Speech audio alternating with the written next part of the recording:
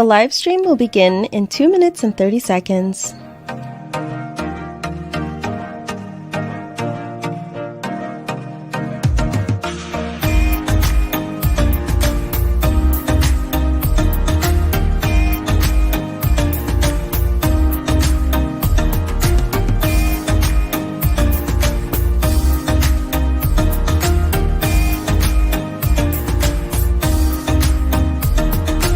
The live stream will begin in 2 minutes.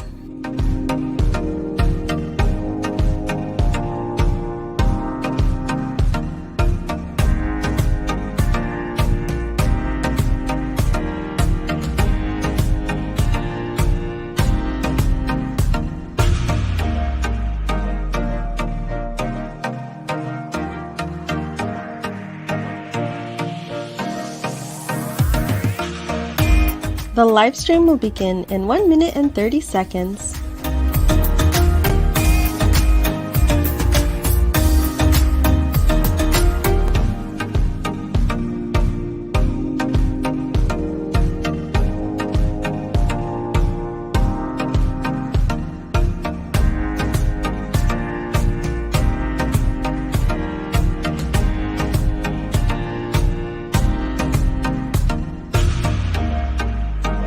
The live stream will begin in 1 minute.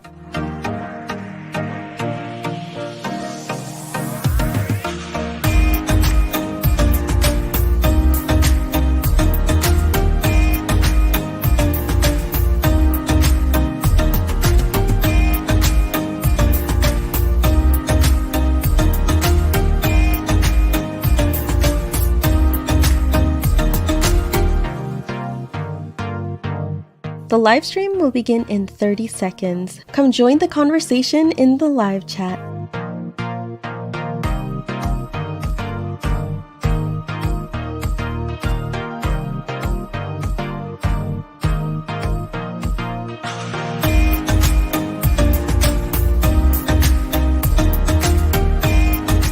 Ten, 9, 8, 7, 6, 5, 4, 3, 2, 1, 0.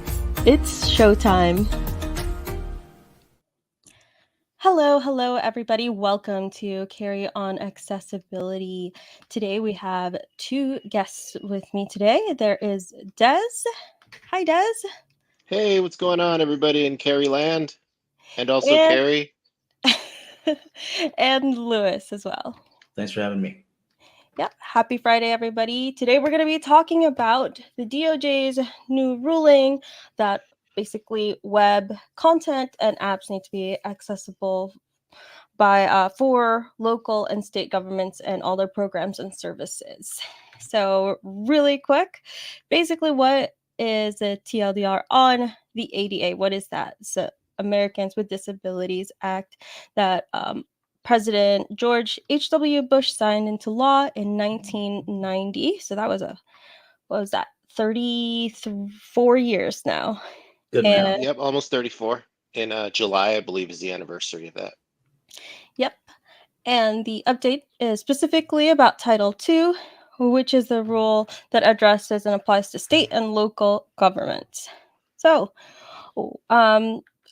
first of all, what do you guys think? What are your first impressions of the new rules and what has been some of your biggest takeaways? Des, do you want to go first? Sure. I think it's the first takeaway is that it's been a long time coming for these updates to happen.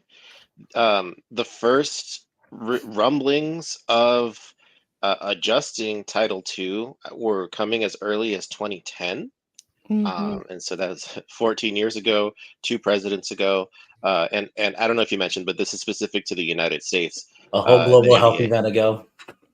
Yes. Yeah, American. yeah, exactly. And that's kind of one of the things we'll talk about that whole global event a little bit later on as we talk about the benefits and also some of the limitations of this happening so late in the cycle.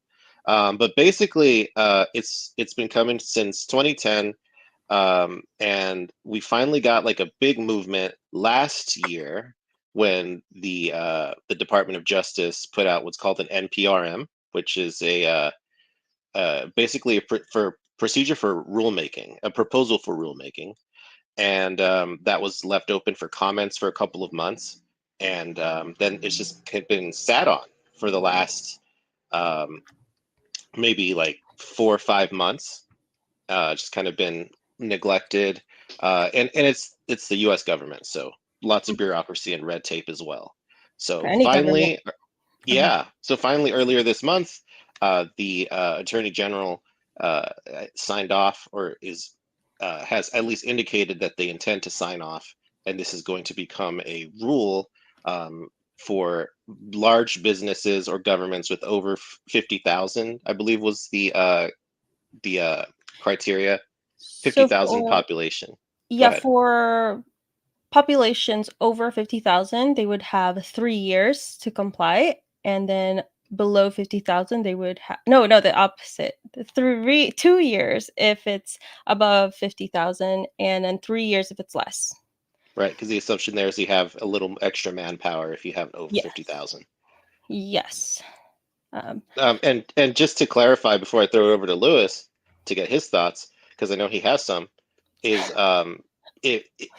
by enforce or by comply, what we're talking about is you have to make your products, your websites, your apps, and your files that are on your website. If you are a federal or state, or not federal, I guess, state or local government, so your state, your city, your counties, all those things that people interact with or should be interacting with on a daily basis, um, those things have to be accessible and usable with some exceptions that we'll explore a little bit later on.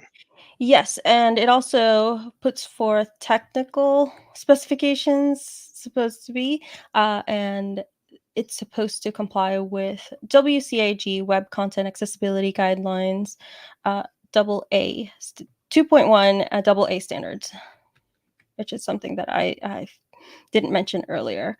And also, there are exceptions like that we'll briefly go over, like Des mentioned. But one thing that I want to say right now is that this also is mostly going to apply to third parties if they're acting for that government agency. Yeah. Yeah. Why don't you share some of your initial thoughts? Yeah, I think the aligning with WCAG 2.1 AA, it's a good move. Private businesses have been doing that for a while. 2.1 AA have been kind of the recognized standard for accessibility. Level AA is the second level of conformance, which is a nice middle of the road approach. It's a long time coming. I'm glad it's here, but I am more concerned about if it's actually going to be enforced or not. I'm going to butcher this. The U.S. Government General Services Administration also came out with a report earlier this year that was pretty damning about even on the federal level of how accessibility is being handled. So the the rulings a welcome addition to what we have now in our accessibility toolbox, as it were. But um, how will it be enforced? Can we actually enforce it? What kind of precedent is this going to set?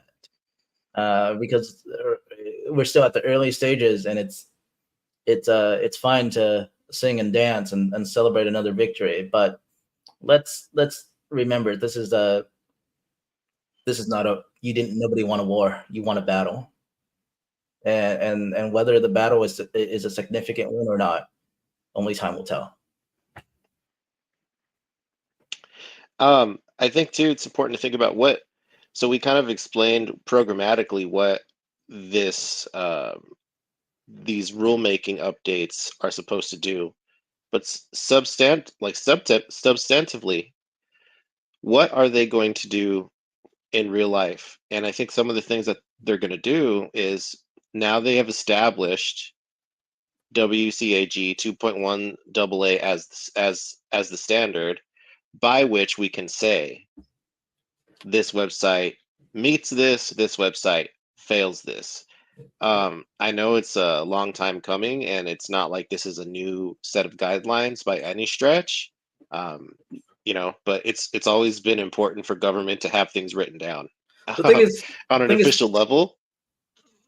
The thing And is, so, it's perception go that ahead. bothers me, and I think we can be pretty realistic about these things because accessibility impacts us, right? But Exactly. how is it going to be portrayed in the media? Like, what's the framing around this? Because I want to read a quote here, if I may, Carrie. Is that okay? Yeah, go right ahead. If you Google Level Access, they are an accessibility company, and they wrote their chief accessibility officer, Jonathan Avila, wrote a article. It's a pretty nice summary. You'll find a lot of really nice summaries of what's going on, but this is the one that I'm using. How will apologies for my choppy reading with Braille display, but how will it be enforced?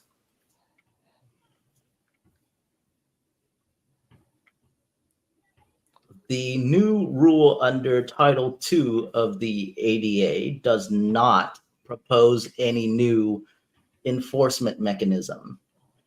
Instead, the DOJ can take existing enforcement actions such as filing lawsuits in federal court, administrative actions, or entering into settlement agreements with state and local government entities.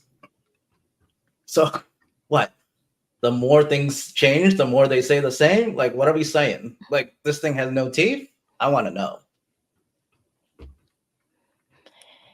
Yeah, and so that's one reason why the thumbnail for this live stream is, will accessibility improve? Like, that's really my question here. Like, how much will this affect it? Because they've clearly stated in the past that for the ADA, web content and mobile apps already was considered something that they had to comply with the ADA. Like, web content and mobile apps were supposed to already be accessible. Yeah. So as an aside, I received a PDF. I won't tell you where I got it, but it's a PDF of the essentially of the ruling, right? Like the official document. Can open it. So that's all I got. That's who we're dealing with. No, that's enough. That's enough of a story, though. So, these are the people, and that's kind of the point not that I sure if wanted it's to my get fault. at. Not sure if it's somebody else's fault. Not sure if Adobe was having a bad day. But I opened it when I was at work, and I was on a conference call. Obviously not paying attention to the conference call, and opened that document, and my jaws died. Like, it just croaked. It was so inaccessible that Jaws hated it, So I don't know. I don't know what to say. Wow. We're dealing with a government that Yes. PDFs are new to them. You know what I mean? So I They'll use personally, facts. yeah, I definitely have my reservations about this, absolutely. But I'm just happy that we're going forward and quantifying this. And I'll give you a concrete example.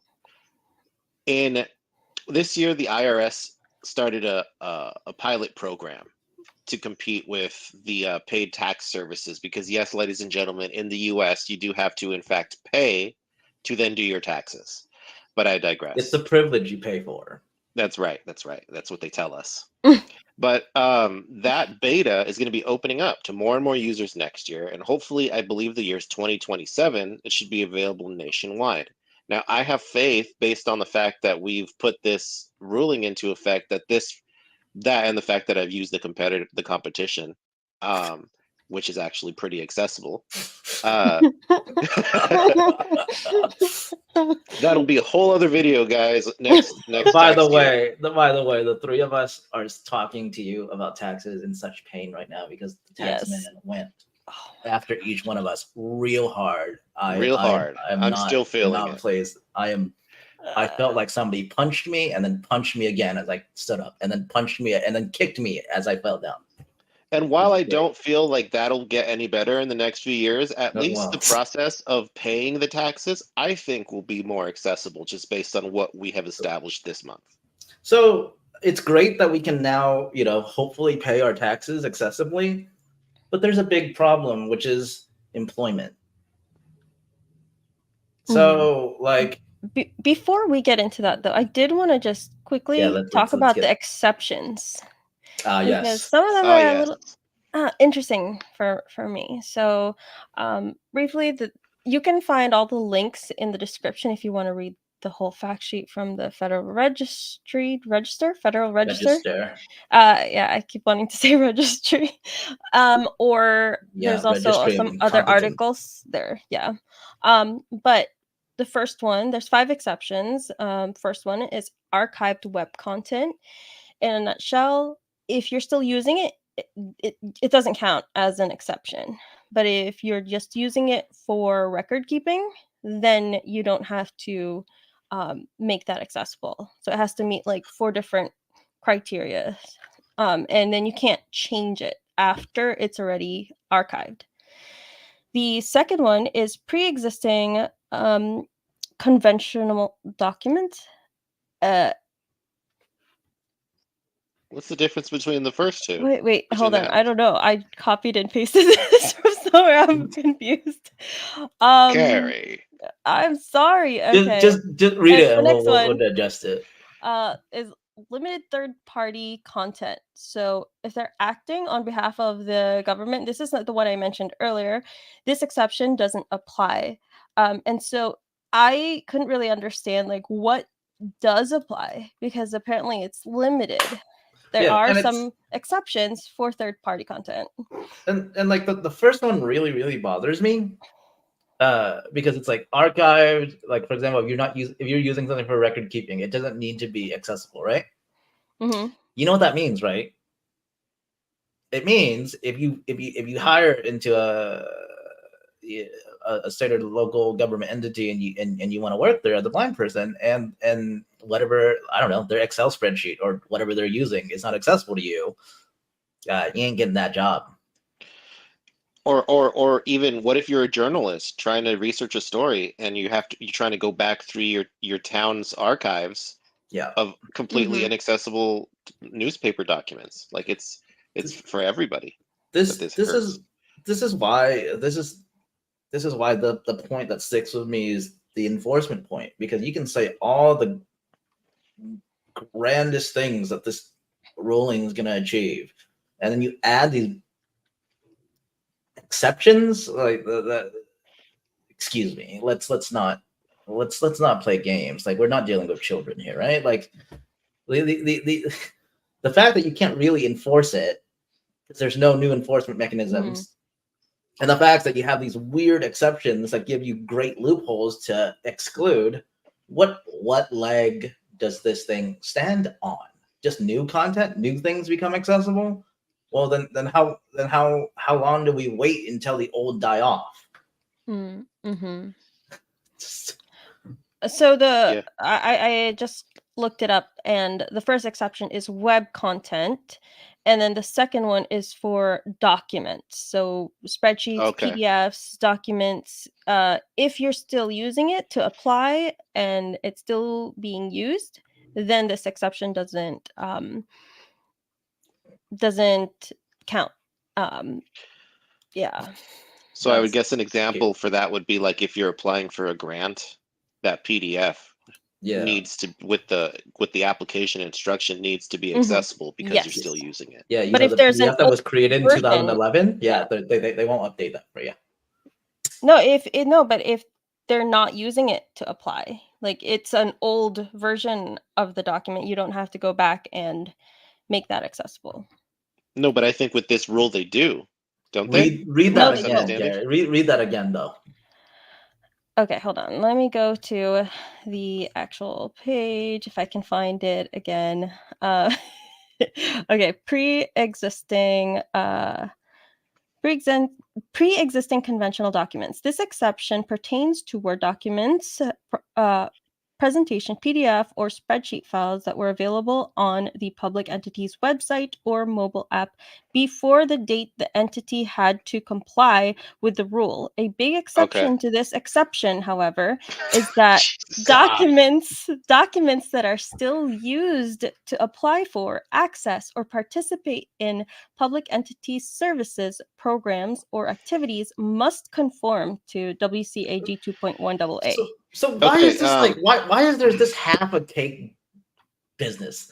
Like, okay, you have all the documents on there that don't have to be accessible, with the exception that the applications need to be accessible, right? Because they're not being used. They're not being used to apply for them. Yeah, but what if I had to read information?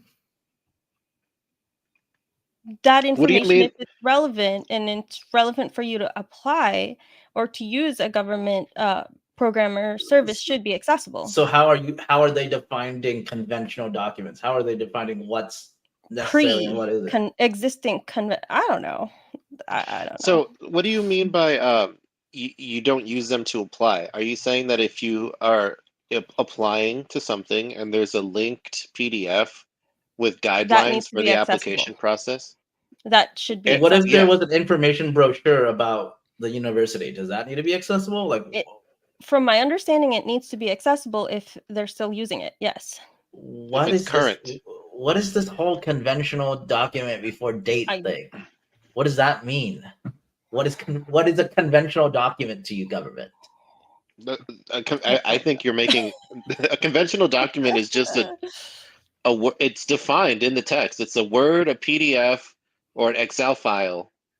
Basically, anything that's not native HTML would be considered a conventional document. So where we? So if they're not using it anymore, it doesn't. They don't have to retroactively go back because there was an old program that is no longer running. So I think that one is fair. I think it's okay as long as, because if it's not being used anymore, then presumably there'd be a new version of it. Hopefully that new version is the one that's being maintained. Yes. Mm-hmm. And then so another exception is individualized password protected documents. I don't understand this one, honestly. I thought privacy and security was an access issue. Is it not? Don't know. So what it says is word processing, presentation, PDF, or spreadsheet files that are password protected and about a specific person, property, or account do not need to conform to WCAG 2.1 AA, but because of existing effective communication requirements, public entities still must ensure that individuals with disabilities receive their own individualized, password-protected electronic documents in formats they can access equally. What? So if it's yours, if it's meant for you, that they need to provide it in an accessible way. That's what I understand. But if it's for somebody else, then it doesn't. They don't. That's what I'm getting. Again, if you're disabled and you use AT and you have to handle sensitive password protected documents that aren't yours. Yes. So somebody in the chat, do me a favor and put this into a Chat GPT and give it back to me in Cookie Monster language, please. Yeah. What if you have a son? Like, one of the biggest struggles that I hear from parents with children, particularly in the public school system, is if they are visually impaired or blind, they're the ones who need the accommodations, and it's not necessarily their child that needs the accommodations. They're not being accommodated because they're not the student, and so that's what really bothers me. I'm so glad you're coming at it from that angle, because what if you have to apply, because a lot of things are online now, so what if you have to sign a permission slip and you can't? Or what if you have to apply for the new free lunch waiver online, or whatever it may be? What if you want to just check your child's grades and check the grades, check if he was absent today, or the platform to talk to their teacher is not accessible? I mean, so this ruling gives you half a cake. Like, you can Mhm. You can still apply for things. You can do things. Yeah, we'll give you a little more access, but you know what? Your daily circumstances won't change. Like you want to be a more effective parent. You want to work in industries that were formerly locked out to you. You're shit out of luck. Mhm. The last exception, I don't know about you guys, I'm pretty okay with. It's pre-existing social media posts. They don't need to go back and edit it and make it accessible. Yeah, that's fine. Yeah, I wouldn't expect that. Yeah, you don't got to update your stupid alt text. That's great. Yeah, and some of the platforms don't even let you edit, so there's that too. Yeah, What are you gonna that's fine. do? One thing Social that media can burn in the fire anyway. So good work. Good government. Good work. you're on social media right this I moment. was I about don't to know what you're say, yeah, talking you're about. Yeah. literally on it. I'm glad you're very perceptive about that. Okay, one thing that I did like is that they specifically said separate is not equal. And I don't know, this used to be a thing, right? I don't know if how many websites still do Hey, this, with your but it's chest, like government, not with your mouth. didn't Facebook or Amazon have like, oh, if you want an accessible version, here you It go, was use this Amazon. Oh one. yeah, Yeah. Amazon did that. Facebook for the longest time was the mobile version was the accessible version. Yeah. And then there was another note about exceptionally minor issues. Basically, if it's exceptionally minor and they can't, what is it? If it in a manner that is provides substantially like if there's another way to give substantially equivalent timeliness, privacy, independence, and ease of use, it doesn't have to be WCAG 2.1 AA standards. So Yeah, I'm not entirely too happy with that because like it leaves a lot to interpretation. But yes, like I yes, would it like does. examples. yeah, Like, Mhm. where are I the would like to examples? ask for all 5 of these. Yes. Yeah. But but on the other hand, like I understand where they're coming from, and I'm actually on the government side for once, because it's like there's so many differing opinions on how accessibility should be done, even within WCAG guidelines. You can Mhm. have somebody read 1.3.1 in phone relationships, WCAG 2. Level A, and they won't agree on what that should mean, right? So Mhm. definitely agree there. Just I hope because they gave at least this exception, like I felt this one was actually better written than the other ones, despite the lack of examples. I hope what will eventually generate from this, with the leeway that this exception is giving, is that people actually come up with more concrete best practices Mhm. that will be we can actually incorporate and use. Because like right now it's a bit of a mess. I think this is supposed to be that. I think this is supposed to be their version of concrete best practices. I think I hope we I'm get not more. saying I it's hope we get good. more. I hope we I get more. I think hope that we get it'll more. be fought out in the courts and in the system, whatever. So That's what's gonna happen, which and is the then figure it out from there, I guess. which is like the interesting part, because like I think accessibility, there's a bad flack from against accessibility professionals about suing, right? Like disabled people, accessibility people, you guys sue a lot. Well, like really, like is this where we're heading? Aren't we already there? Well, we're there, but are we gonna get more there? Like Well, let's talk about what Is those lawsuits are based on, because this is going to give those firms power that they didn't have before. It's going to give them Mhm. more ammo, if you will. Because before, the question of Title III, that's what they were going to court over. Now the government is stating it in this order. So I think it yeah. could potentially increase, not maybe not even increase the level of lawsuits, but increase how quickly they get settled, or how quickly they're decided in court. Mhm. So, for those who may not be aware, the ADA Title III basically talks about public accommodations that includes, commercial businesses. And so I don't know about you guys, but I'm hoping that they come out with some ruling. Why I wish they could just lump it all together, Just Well, let's see. We got the first NPRM for this was Oh issued in no. November of last year. So, and it's only getting announced now. So we have it's at least a 6-month process, it looks like. If even Are they even working on it? I don't know. I don't think so.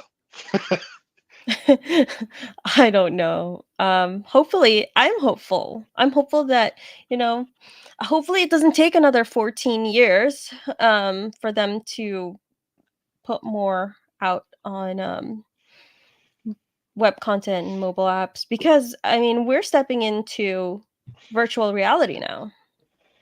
Yeah. What are we going to do then? We're stepping into virtual reality. Frontier. Also, WCAG 3.0 is offering like really substantial changes. So emerging technologies and things like that will be covered in 3.0. And it looks like when 3.0 comes out and becomes a standard, we're all relearning everything because they plan on making things simpler. Thank God. And like that's the biggest question, really. Like, these rulings are stopgaps of like, oh, we screwed you for so long. Here, we'll stop. What's the next part? Like when 3. Like, because 2.1, it's great that we're saying it things need to be compliant with WCAG 2.1, but standards change. Yes. Yep. 3.0, like 2.2 is already here. 2.2 didn't do much. Nine extra success criteria. Great. 2.1 came out in 2018, and it's been 6 years. So, I mean, but 2030, is that when we'll finally move? To be fair, they did mention that, they can at least conform to 2.1, and they can conform to higher standards above that. Not that they necessarily will go out of their way to do that. I don't know. Yeah. Yeah. I just don't know what 3.0 will come out with, and I think 3.0 will really make it so accessibility becomes more understandable, right? Or at least that's the hope. Because to give sympathy where it's due, like accessibility, when you're looking at accessibility in the bigger scheme of things, and not just from a blindness and visually impaired / screen reader magnification point of view, it's really hard. It's really hard to create a user experience where nobody hates it, where the majority enjoys it. So I understand that. Yeah. Do you think, just in your opinion, that overall it'll improve accessibility? That's a big question. That's a big question. But overall, probably not. I'm adopting the wait and see approach. I'm adopting the wait and see approach because you know what? Like, all the accessibility companies that the three of us follow, we all get newsletters, right? And like the last couple newsletters is like, Title II is here. Is your business ready? Like, a lot of the languaging, a lot of the doublespeak is around how businesses or how organizations working with the government, how state and local governments, et cetera, can become more accessible because of Title II, right? Like, what do they need to do, right? But like, the thing is that what is our role to do that? Like, it's our role as disabled people to continually advocate, to continually protest, and the narrative is always we're not being treated right. Like, or are we going to be allowed finally to do something about the inequities that we experience? Right? Like, it's really easy to wait for the government to come to help you, but like, how can you help yourself? Like, especially when the government has to learn the technology themselves before they can do anything. Like, let's say I don't know, I'll pick a random state. Let's say the state of North Dakota needs to revamp their state and local government websites, right? Are you hiring people with disabilities to do that? or are you gonna pay? Or you're gonna like just throw money at some company and hope it goes away? Because I'll tell you this much, like that's what they're doing now. So adding another clause to the ADA, adding Title II to the ADA, isn't really asking them to change the behavior any. And like the behavior is the problem. Like you can have all the rules in the world, but like you have no way of enforcing them, and you're not encouraging a change in narrative and behavior, then what do you expect is going to happen? So you don't think there will be more work opportunities for people that use assistive technology? They're always going to be more. I mean, these things will. I mean, because they'll need user studies and things like that. So like there'll be an uptick, there'll be an increase, but is it like a long-term increase? Is it an increase that will mean something, or is it like, let's make sure we don't get screwed by Title II? Like, what is the story that we're going to be reading? Like, are we going to read a story where, hey, John was a struggling accessibility specialist who has a disability, because his local state needed more accessibility people. He and 5 other people were able to get hired, and now they did so well. They made their they made everything into compliance, and now their state find them to be really valuable beyond accessibility, and they get to do other things because like they've learned so much. They've increased an accessibility culture, right? Mm-hmm. Or are we going to get the in the year 2025 the rate of employment amongst people with disabilities increased by 30%. Why? Because of Title II. And then in 2026, it dropped by 20%. You know what I mean? Like, what are we creating? Are we creating something long lasting? Are we creating something foundationally sound? Or is this just another way, or is Title II another form of virtue signaling? And only time can tell. I would love to be positive. I would love to throw a party. I would love to say that things were fixed, but I don't do that with the government. What do you think, Des?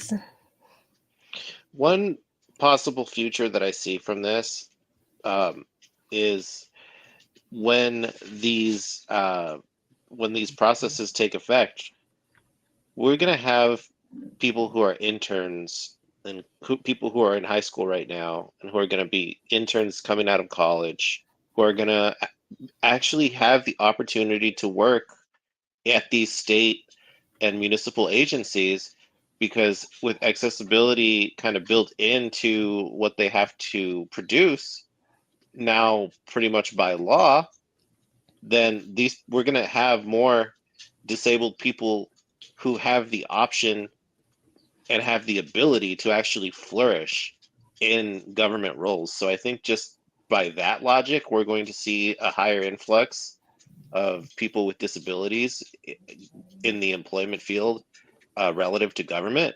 But I don't know if that's necessarily enough.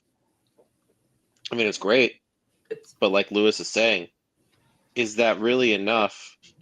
Because we're talking about two different things. I'm talking about like if somebody wants to go in for any kind of internship, it doesn't have to be related to accessibility, right? It could be anything. The point is they have the choice. If I were to apply it and I had gone to an internship, I wouldn't have been able to do anything, because I'm sure that they have like spreadsheets that were totally inaccessible, email programs that are totally inaccessible. So I'm just hoping that for the next generation, with these things in mind, we're moving into, we can actually bring people on who can use these things and actually shape change. So slight pushback, like I agree with 95% of what you just said, but there have been interns, government interns with disabilities. I know several, and like disability advocacy, even though there are accessibility challenges, that's people flow there. Like you can't help but be told that you should be an advocate if you're disabled. Right. You can't help but be shuffled into some disability friendly field and advocacy is huge with that. So as much as there are inequities and inaccessibility there, I don't necessarily know like how Title II will of course increase it, because as you said, like you got to start from a place of accessibility now when you're creating materials. But like I don't know how much of that will actually have the impact that you think. And like and I don't think the problem is lies in at least when it comes to disability employment. It doesn't lie in being able to get an internship, be able to get a entry job. It's the job retention part of it that's hard. It's the culture part of it that's hard. It's the subtle inaccessibilities around concepts that's hard.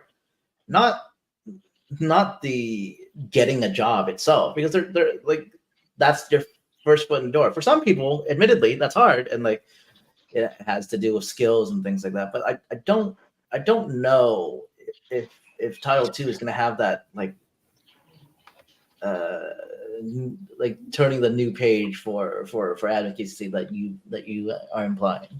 Well, no, I don't think it's going to help people get jobs. My point was that it was going to help people flourish in those jobs. So I think it was in service to what you want to see, which is the job retention.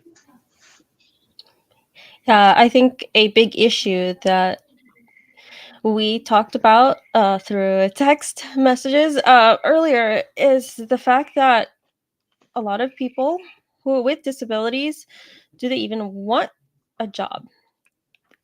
Probably yes, but is it actually beneficial for them? Well, here's the Because thing. go ahead. If you don't want a job, then good for you. You don't want a job. Like if you want to live on it, okay, there's a big stereotype that goes around that people with disabilities just live off their Social Security. Some people, it's because they can't work, or they're injured, whatever your personal life circumstance is. Some people just don't want to work. And both things are perfectly valid. That's not what we're here to argue. But there are those people who do want to work and are trapped in this perpetual cycle, at least in the US. And if you're in a different country, share your situations in the chat because I'm interested. Here in the US, you're almost penalized for succeeding and for rising out of the system.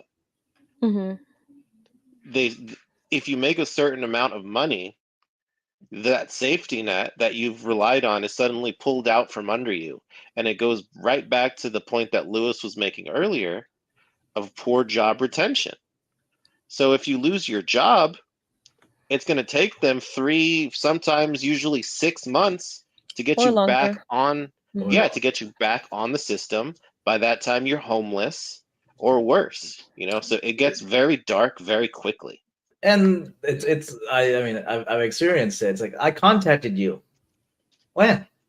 2 weeks ago. We never received it. Sent you a whole packet of information. Got a signed,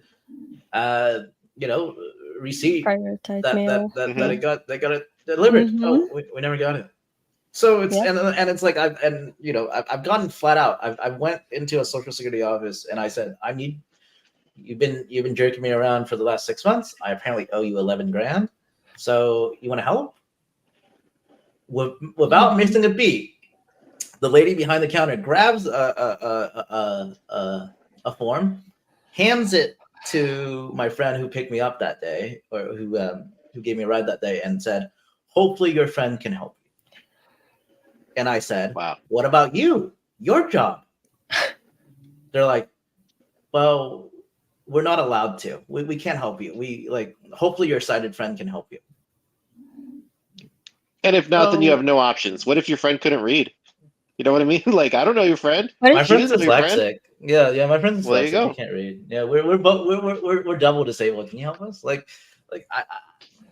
It's gotten ever since the global health event. Like SSA in particular in this country have all decided that they're just gonna earn free fucking paychecks. So, and that's exactly what happened to me. It's like I don't.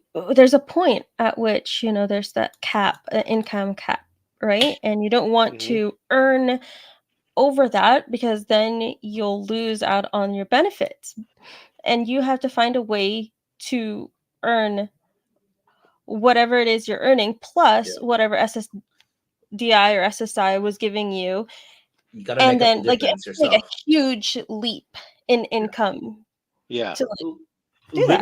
Literally the only way to cleanly get off of benefits is to get a full-time job that pays you well with full benefits. Yep. And But some people just want to work part-time. Some people have to take care of their families. You know what I mean? yeah, like So, I managed to do it a couple times. Des knows about those situations, but like as you remember, Des, when we talked about it, it took some doing. It did not. It wasn't an easy leap from no job to full-time job. yeah. And No. like I know I can make that leap, and I will make that leap again. But like, it's not a skill that everyone has, nor should it be required that you are a financial gymnast in order to do well, right? Like, And then you have to play that game of, oh, this month there's 5 weeks, so I have to take a couple Yep. days off so that I don't go past that cap. and like that, it's easy to say, oh, like it's great, you can take a couple of days off. Well, what if you are trying to what are you trying to impress your boss, so you can get that full-time job, right? Or if you're trying to save for a house, man, Or trying to like save what for if a house. What if you have deadlines? Like, it's really interesting on how these policies are created. It's like, well, people with disabilities, like, they don't have anything to do anyway, so like their time doesn't matter. That's just awful. Yeah. You've just gotten a little bit of a sample of what American social services are like, and The the American rest of it dream, is, ladies and gentlemen. yep, it's alive and well.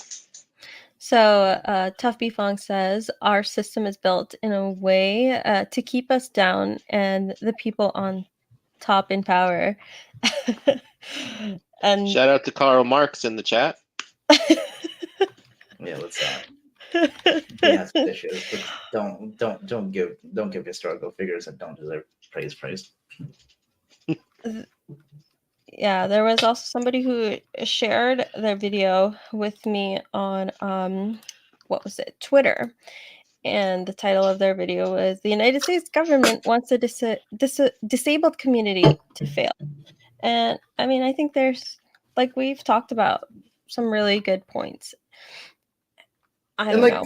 I'll be honest, I don't think the average American understands it until you have to experience it. So, Yeah. I would avoid saying this one group wants us to fail, but like, there needs to be like a wider societal reconciliation, which we don't ask for. There needs to be a wider understanding of disability rather than, okay, a new provision was added to the ADA. Are we good now? Like, it's ongoing work. It's an ongoing process that's always evolving. But it only feels like people with disabilities recognize that, and very few others do. Mhm. But that's just my perception on things. So, a question. The example that you talked about, going to Social Security, being handed a pile of papers, and like, here, hopefully your sighted friend can help you. Like, Title II doesn't even affect that in any way. Not that Like, I know. yeah, that's not web content. Why? Where is the ruling for this kind of thing? I don't know.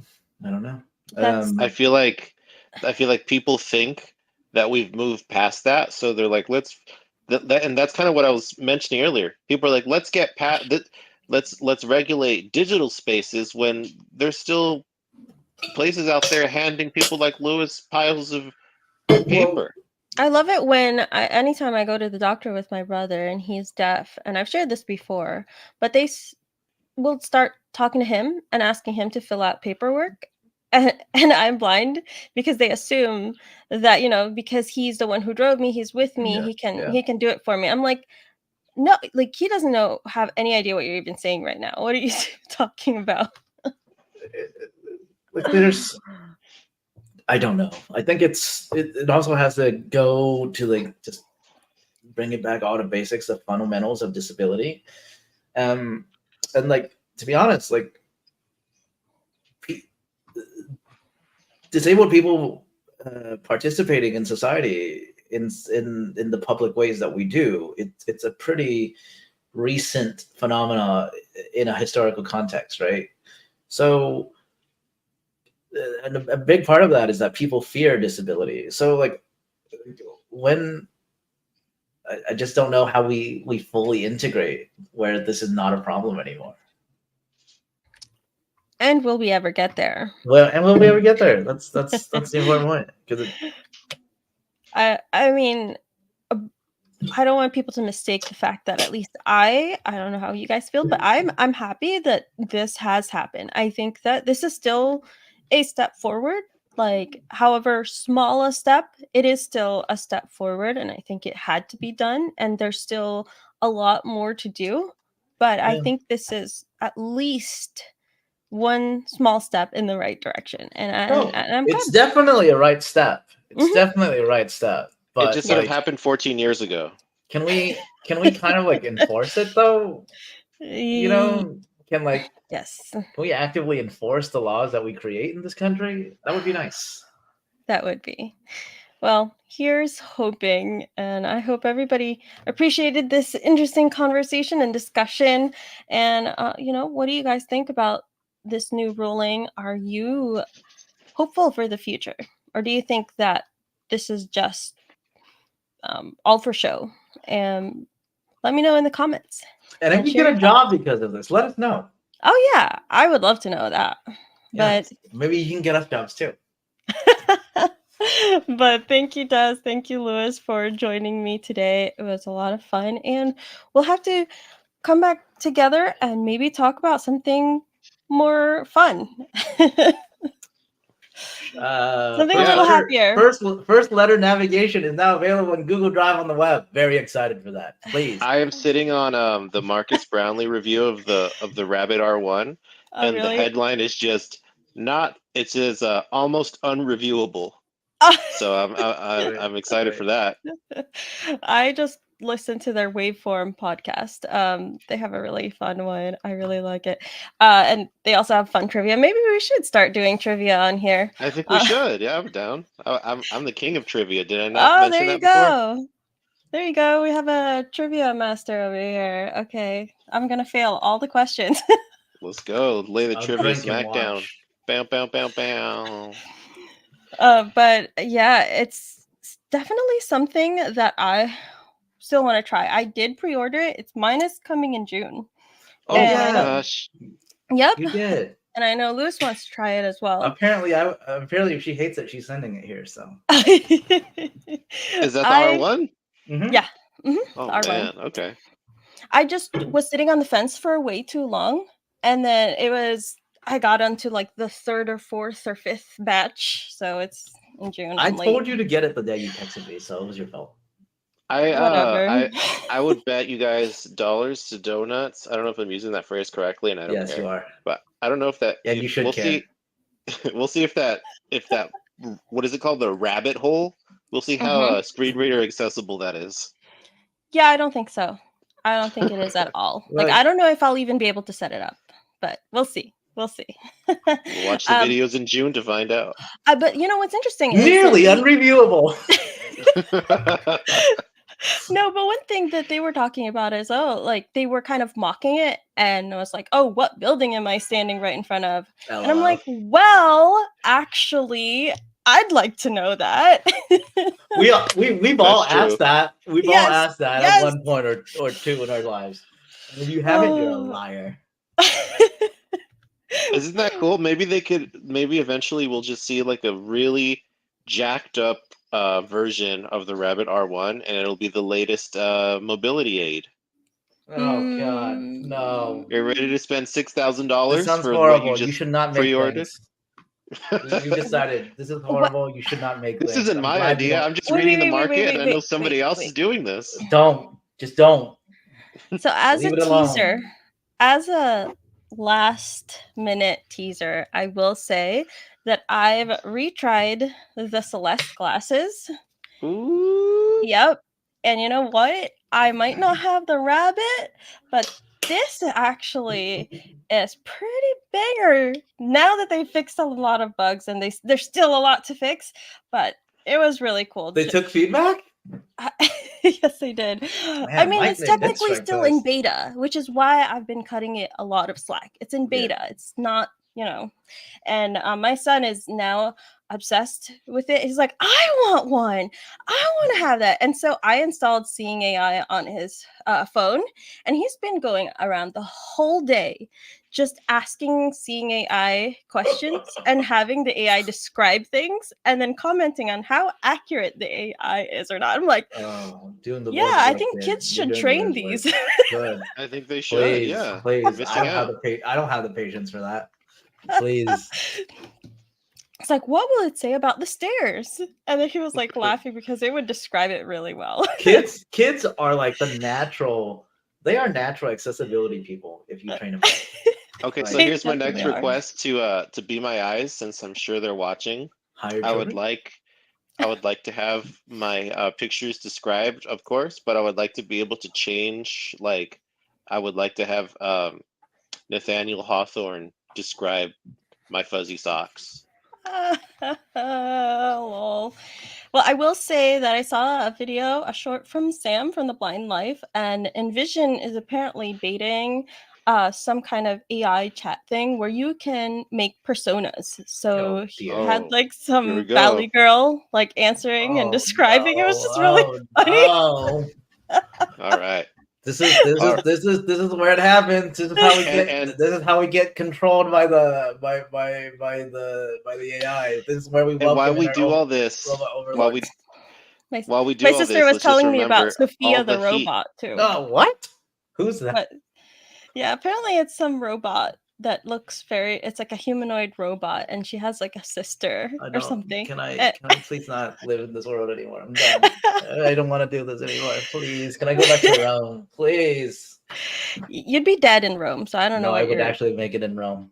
No, you wouldn't. No, I You would. highly doubt it. No, You would you be wouldn't. eaten. You highly don't know what you're talking about when it comes to Oh, Rome. really? I know. Oh, what I'm talking really? about when it comes to Rome. No. It's Roma Victrix.